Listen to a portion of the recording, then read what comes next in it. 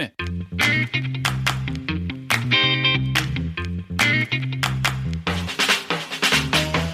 Welcome to the Senior Rehab Podcast. The podcast for rehab clinicians that want to better serve older adults. And now, your host, Dustin Jones.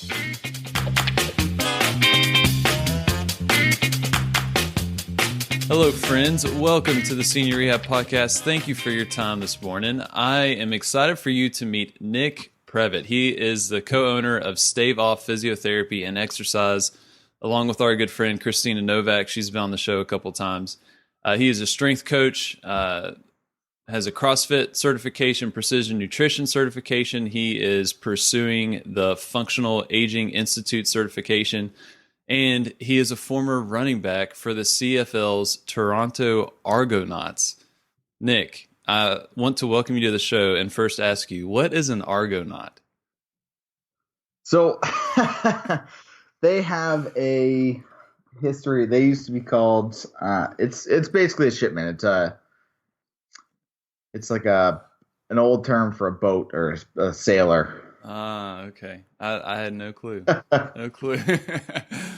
Well, I'm excited to talk with you, man. I've talked to Christina a good bit. She's been on the show a couple times. And I know you're the brains behind the whole operation. So I'm excited. Well, don't say that too loudly. Oh, that's awesome. So let's just kind of start with giving us your background in strength training. How did you get into lifting heavy things? Yeah, so I started when I went to university at York. I was playing football, was taking kinesiology in school, and after my injury, I had a pretty significant shoulder injury. I had a total reconstructive surgery. Oh, wow. So I went in to talk to the strength conditioning coach we had, who was still by far today, he's one of the best I've ever had. And I asked him, and he said, look, your playing days are probably over. Why don't you do an internship with me for a couple months? So I did. I started working with a lot of higher level athletes. And I'm sure, as most people know, as soon as you start working with higher level athletes, there's a lot of stuff you have to deal with in terms of convincing them to do the right things. So I didn't find it that rewarding. I ended up, after the 3 months, I was on for another 2 months, but I ended up leaving and working at a CrossFit gym, actually. And then I started managing one of their second locations for about a year and a half. And then, now we're here. We've been open for about 6 months. Beautiful. So that CrossFit box was at Element? Yeah, so that was Element CrossFit, their second location. Okay.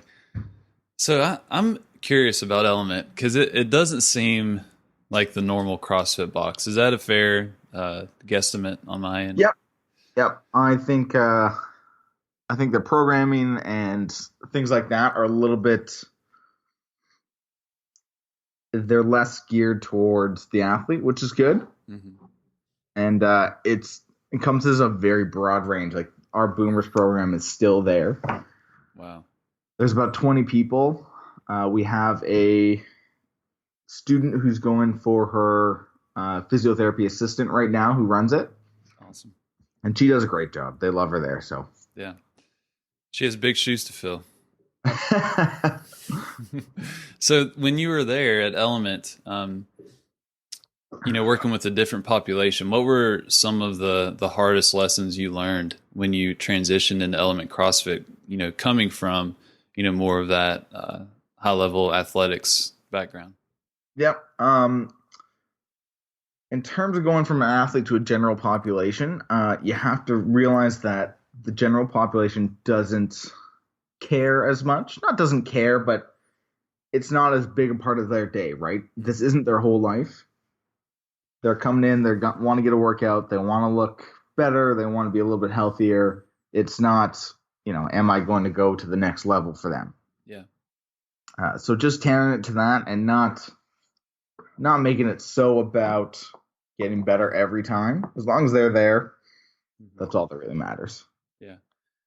What did the boomer class just kind of come about? Like, was there already people around that age coming to the gym, or was that a specific move by the owner to say, "Hey, let's get more of this demographic into the box"? Actually, I got to say that was all Christina. So she was working with a few people on some either chronic. There was a couple with chronic knee pain, and then there was a couple with some pretty complicated medical histories. And Christine said had been working with them for probably 3 to 4 months, and said, "Well, they don't need to see me individually now. They can probably do a group exercise." So that's how Boomer started. It was a couple months later. They became a group class, and then just completely grew from there. Yeah, and the rest is history. Yeah, that's beautiful.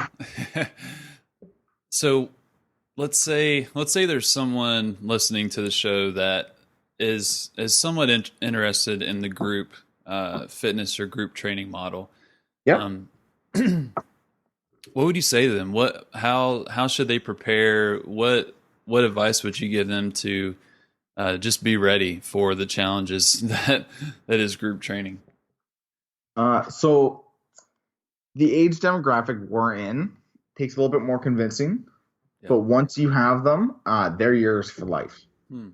Like, they are some of the most dedicated and loyal members I've ever seen. Really? Because you're carrying a big thing for them, right? We've had a couple people who they feel like they can walk and they feel like they can run again for the first time in a long time. So once you've done that for them, they're so happy and I've had a couple people ask me if they could should be charging more, just because they feel like you've done this amazing thing for me. Why does it cost so little? Wow. That's incredible. One of the other things I would say, don't go to a brand new city and open up a big facility without knowing anyone. So a little bit of background. Do that, Nick. Yeah, I feel like I should give some background. We were in Mississauga, and I'm actually from Thunder Bay, so I'm from a pretty small town. Mm-hmm. I was getting sick in Mississauga. It's about 1.5 million people, and we were right in the downtown core. So it would take me anywhere from 15 minutes to like 45 minutes to get to work. Oh my gosh. So I was just over it. And it was time for the transition out of the place we were at too. There's no more room to grow for us. Yeah. So it was time that we started looking around actually about a year ago. So it was November 1st we started looking. We looked all around the GTA, which is Greater Toronto Area. And I just didn't like any of it. We had a couple spots that probably would have made better business sense, because we knew a little bit more people from the area. But we drove to Kingston because my parents moved about an hour away. And honestly, we fell in love with it. The city's a really old city, so some of the architecture's like limestone houses, things like that. So we fell in love with the city. But we'll say that get to know people before you move.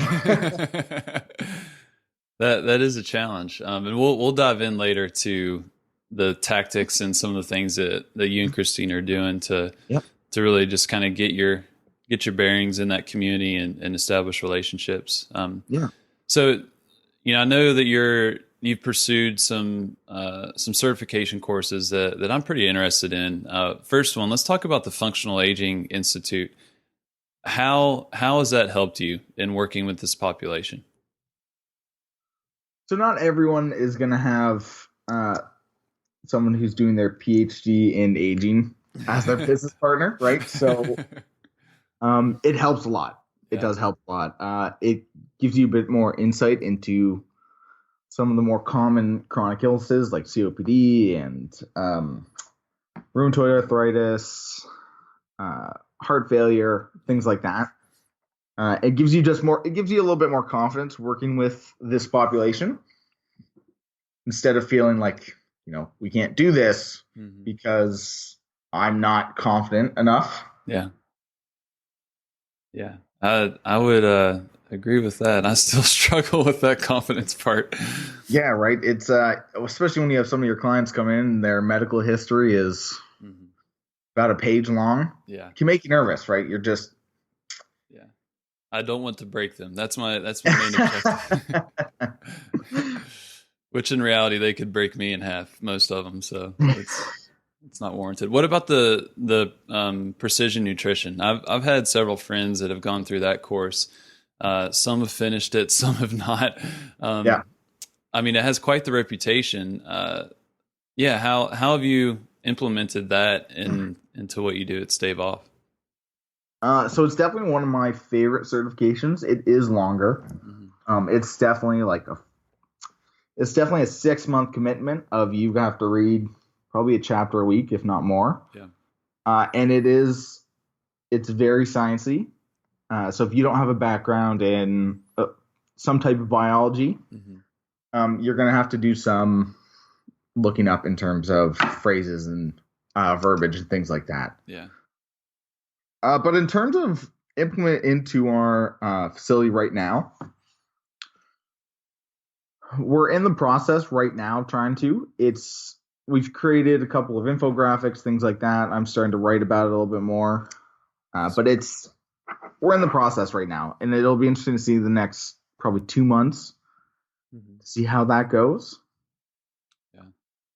Do you feel like you, excuse me, do you feel like you're after that level 1? Are you able to implement and work with people? Because that's what I struggle with. Like I could read all day about this stuff, and there was a phase in my life right after PT school where I was that nutrition was everything. I really focused on that, but when it came to actually effectively giving advice or applying what I had read, it was a struggle. And honestly, I had no business giving that advice because it was more self-taught, nutrition blogs, which is terrible. But are going through that cert, does it help you, that level 1, does it help you implement? Like, can you say like, all right, let's make some actionable changes to impact your life? Yeah, definitely. So the first thing I would say is you have to know your scope, first of all. Yeah. With especially in our demographic, we're not going to be, some of these people have some pretty complex medical histories. So for instance, if you have a couple people with diabetes and you took your precision level 1, I think that's past your scope already. Yeah. They need to be talking to an RN or an RD, or something like that, because that's just past your scope. You can provide a little bit of input, but you shouldn't be tailoring something for them. And then for the general population, what I liked about precision nutrition is it's very applicable, meaning it's very there's a lot of science background, but it gives you a lot of foundation to help someone through finding whole foods and things like that. Yeah. I find precision nutrition is a lot more habit-based than you hear a lot about of macros and things like that. It's important, but for the vast population, they just need to eat 3 meals. Yeah. That don't come from, A&W or the grocery store. Yeah. That's a good point. Tim DeFrancesco, he's a strength coach. And he's with the Lakers right now, and he went through this certification. I'm not sure if he finished it or not, but we were talking about it, and the habits, I think, is a big thing that he drew from it. And that, for him, that's his biggest struggle, because he's working with, these professional athletes that are at the pinnacle of their sport and, ate fried food and Skittles and M&Ms and drank pop, like that. For a lot of them, like, nutrition was never a thing, and they're doing just great, on the McDonald's or whatever it is. So they don't have a lot of incentive to change. But he's taken a lot of these things that he's learned at Precision Nutrition and just giving people options, like, limited their options and not being too strict, and just trying to get to know, the athlete and what they actually enjoy eating, and then take all that information and just provide like a few options, for them to make a better decision. And it's been cool to see that, because when he started, they were getting just all kinds of like fried food and just all kinds of junk after the game, like after they played 48 minutes. And now, they're having like Whole Foods cater, and they're all eating these healthy options and just making, so much better decisions in terms of the nutrition department. It doesn't happen overnight for sure, but it's been cool to see. So yeah, you and him have me interested in this precision nutrition certification. So I'm going to check it out. Lori Kroc has done it as well. So are you planning on continuing on with them?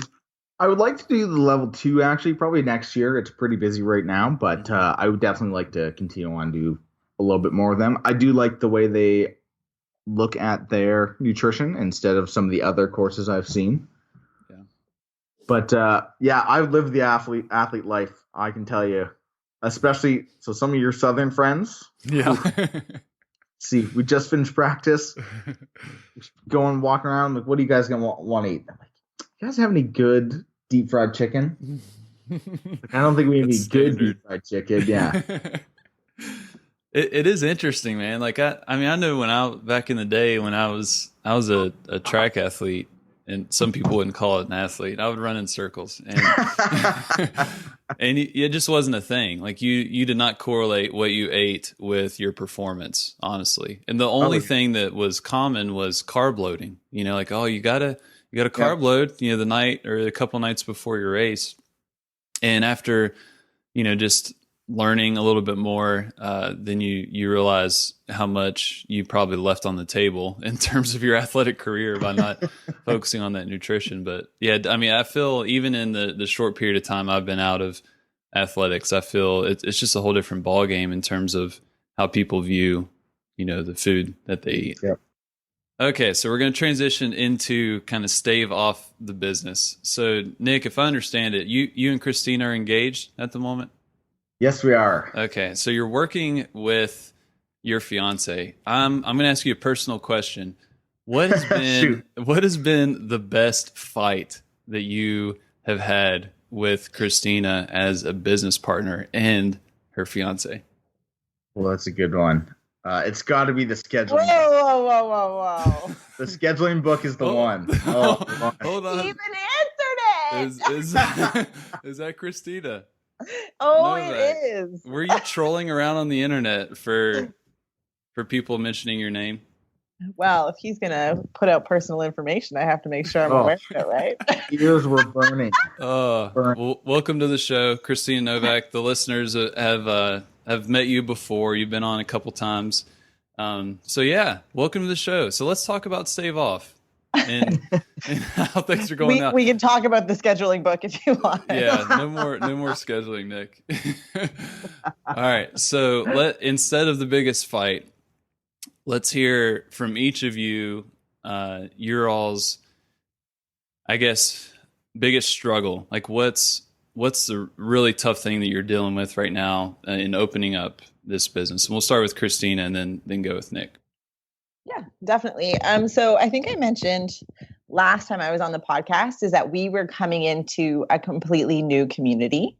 And so I think that was the struggles that we just don't have patience because we're starting to develop relationships and we're seeing that growth. But you never know what to expect or how fast you think it's going to grow. And with it being a different concept sometimes than other physiotherapy clinics in the area, there's also that learning curve, right? And so, yeah, I guess I should have said working with my fiance, but I didn't.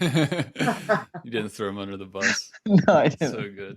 What about you, Nick? For us, for me personally, I think it's probably the support system. So I got a couple friends in the Mississauga area, in the GTA area, that I was really close with. I've been really close with for a long time. So I think being away from that has been hard for both of us. Mm-hmm. It's just that extra support system that is missing a little bit right now. But we're starting to get it back. We're starting to meet people and meet some some friends. Yeah, that's awesome. Yeah, that's probably about it for me. Yeah, I can't imagine how difficult that is. I mean, you all know I just moved with my wife to a new town. It's not really new because I went to PT school here, but my gosh, just all the little things in moving and transitioning, without starting a business, it's challenging. So, kudos to you all for getting after it.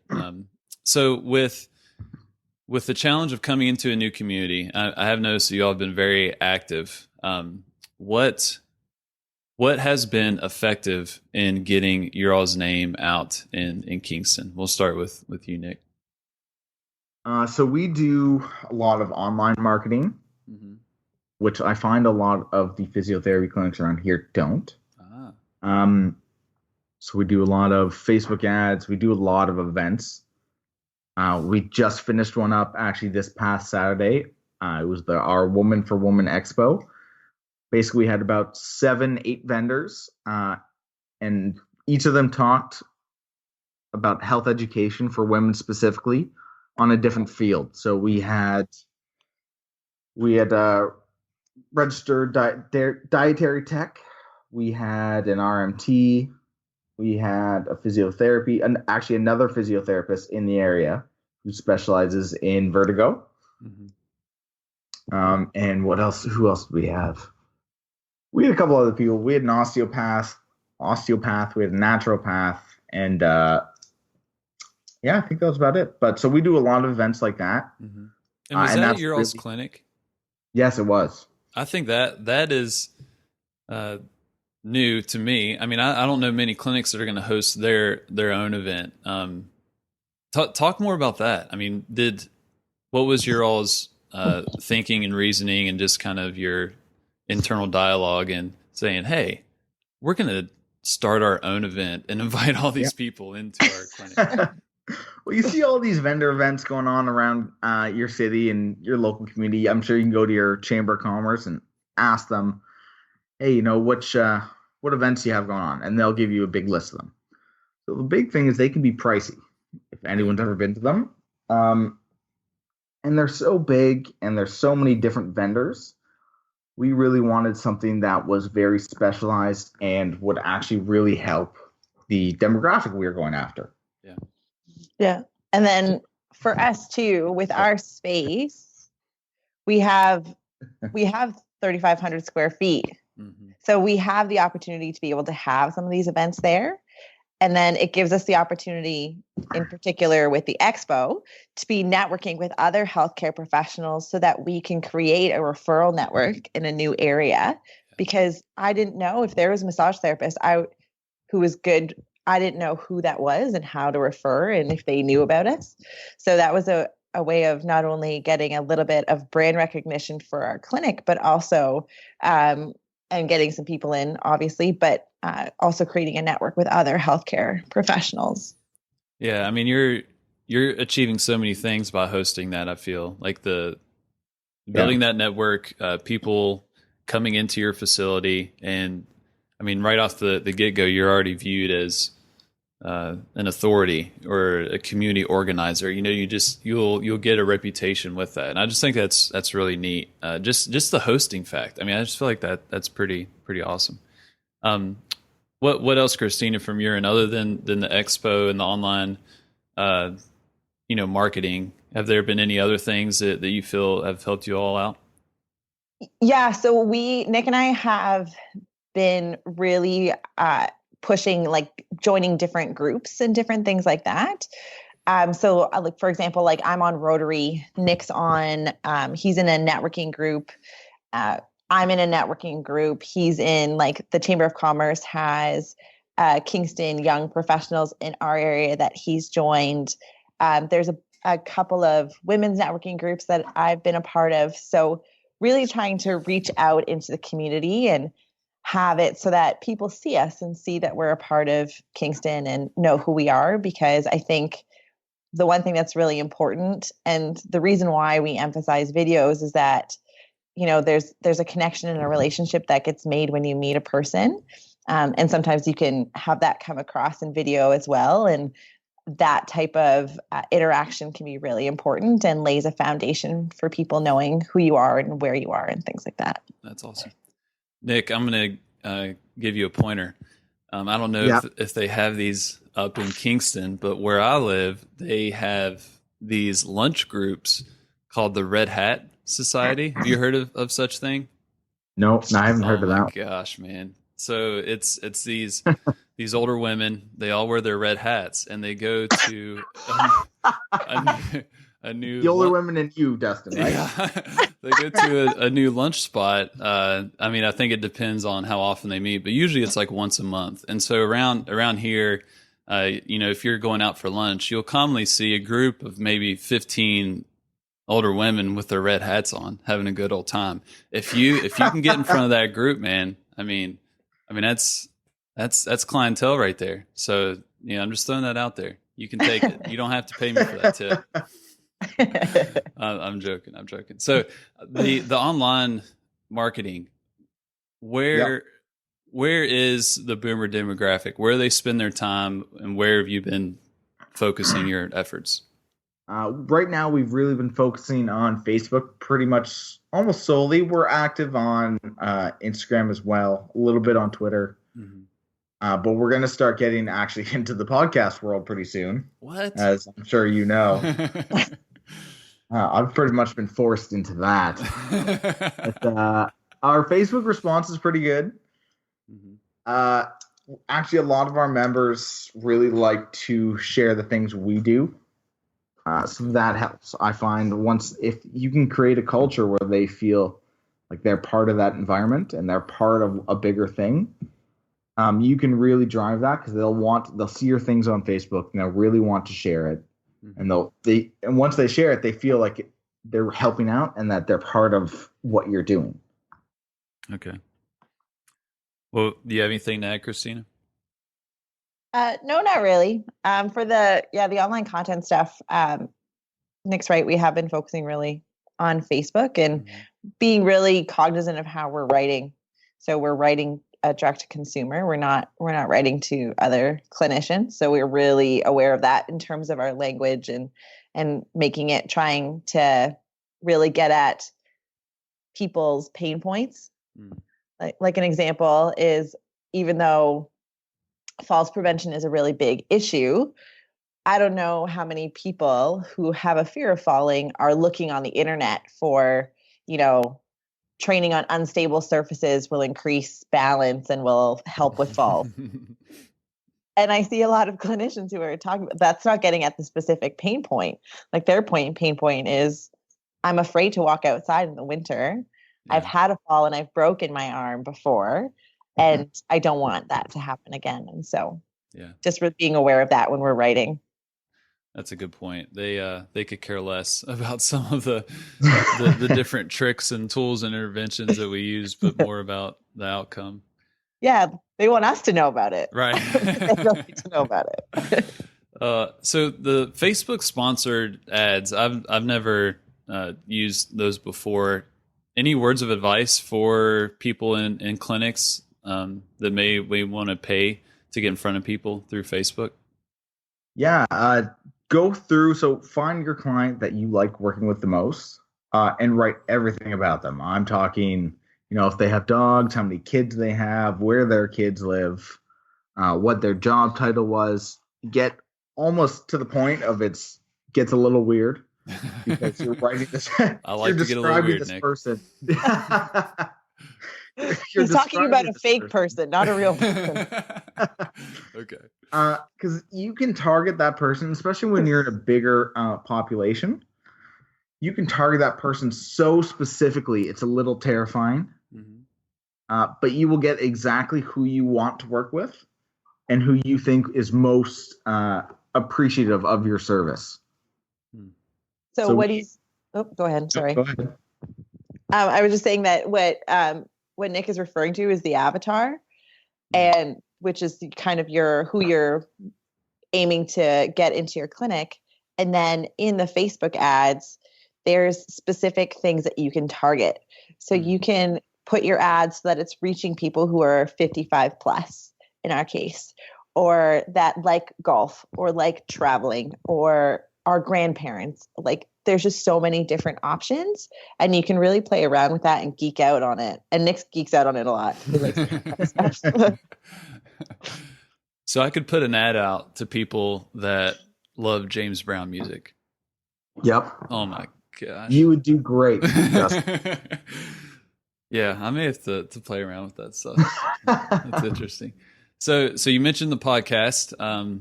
When this episode airs, I think you'll probably be, a couple months into it. Yep. Why a podcast?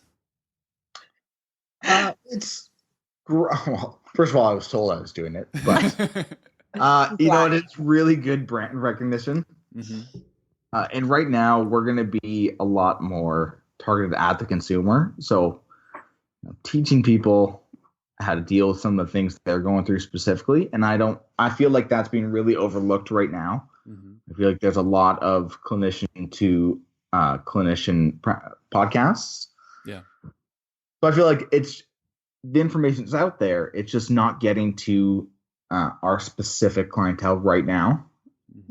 So that was one of the things, and definitely brand recognition is a big thing as well. Yeah. Now, like Christina talks, I'm sure she wants to talk. At least you know me by now, sweetie. I need to do more couples interviews. This is great. So I guess when Nick and I were thinking about our marketing strategies, we kind of had micro and macro goals. And so our micro goals are a lot of the Facebook things that we're doing, being right into our community, trying to obviously increase our membership base, increase the clients that are coming to see us and referrals. But then from a macro level, we wanted to really create Stave Off into something that would be somewhat of an authority in the space of working with boomers and older adults. And so I thought that this is a really incredible long-term strategy to start being able to do that. And so I started canvassing some of our clients and saying, have you ever done a podcast before? And a lot of them actually have, because in Canada, there's a CBC, or the Canadian Broadcasting. So I guess it's kind of like ABC. Yeah. And all of their shows go on to podcasts. Nice. And so they say, you can, if you didn't listen to this episode, check out the podcast. And so almost every person that I had spoken to had figured out that podcasting technology. And so I thought at first that trying to target the boomers in the podcast may not work. I didn't know how many people were on that space, but I think it's growing. And so I think it's a good time for us to get involved in that. Yeah. Yeah. The American equivalent to that would be NPR for us. And they just have some really high quality shows, and it has, the podcast has absolutely changed their model, because more and more people are mainly consuming their content through a podcast rather than tuning into the radio at 3 p.m. on a Saturday or whenever the show airs. So yeah, and man, I'm really excited about podcasting. I know the growth of podcasts creation is steadily increasing. So, some people are worried about kind of saturation of the market, but it's getting easier and easier to consume them. So, they're in vehicles, there's going to be a standard podcasting app, if not already, it will be so easy to just, hit a button and you can listen to whatever you want to listen to. And I'm optimistic, in the growth of it and being just a viable medium, because there's just very few things that you can, walk your dog or do the dishes or drive around and be completely engaged in content that you can learn and you can grow. And that's really enticing to me. So yeah, I think you all are doing a wise thing. And even if you don't even reach any of your clients, you're still building a reputation. And like you said, you're going to be viewed as an authority. Mm-hmm. Is that why you created the network, Dustin? Well, so for me, when I started the senior rehab project, I had this kind of vague mission of advancing rehab for older adults, like that. That was kind of the slogan. It's not very catchy by any means, but that's And that was a big reason because it's working in home health and in a couple of nursing homes. I'm like, this is a joke. Like we got to do something about this. So I started with PT, but then just started to realize, I could branch this out and reach, a larger mass of people, or enable other people that are really good at what they do to have that same mission. So like you all, you are advancing, care for older adults, but you're speaking to the older adult versus I'm just speaking to the clinician. Mandy Chamberlain, with Seniors Flourish, she's an occupational therapist. I mean, she's doing the exact same thing I'm doing, except she's speaking to the occupational therapist. So I think, just wanting to have a bigger impact for that initial mission, that I had starting out, just makes me want to start that network. So we'll see how it goes. It'll be interesting to listen to this in a few months after we record this to see how things are going. Yeah, absolutely. But I'm excited. I'm excited for y'all. And I know, it's not easy to start a business, a podcast, do Facebook ads and, getting out in the community and in a new town. But I know there's a lot of people keeping track and keeping tabs on what y'all are doing. And I know that a lot of people are gaining from, you all being so open and just honest with the wins and the struggles. So I just really want to thank you all and encourage you all to keep doing what you're doing. It's appreciated for sure. Oh, thank you. Are you blushing, Nick? A little bit. A little bit. All right. So let's wrap things up. I want to ask each of you a question. Nick, we'll start with you. And you may have answered this already, but let's say, there's someone listening, they want to start a kind of physiotherapy, fitness hybrid, kind of like what you all are doing.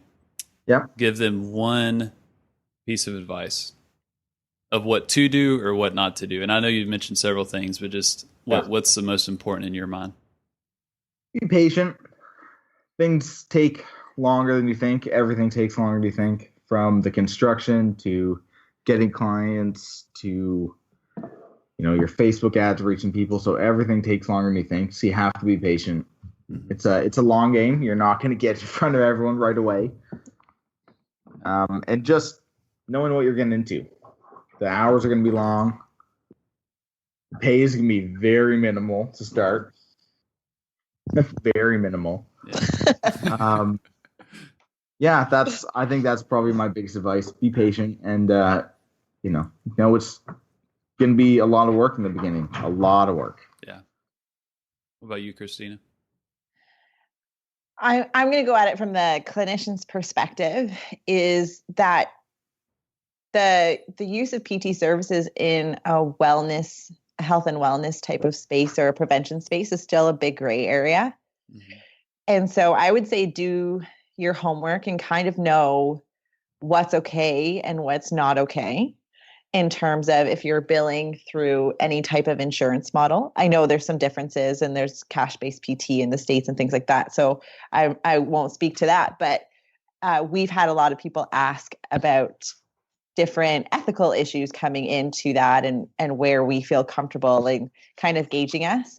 Hmm. And so I think Nick and I both having a very clear understanding of, what the college regulations were for us, what our advocacy groups like the CPA and for you guys, the APTA have set as standards and best practices, and then where we stand on different issues and different circumstances beforehand has been really helpful because we've never wavered from that. And so we can feel good about, trying to push the profession in getting involved in prevention and wellness while still abiding by all the rules and maintaining that ethical practice.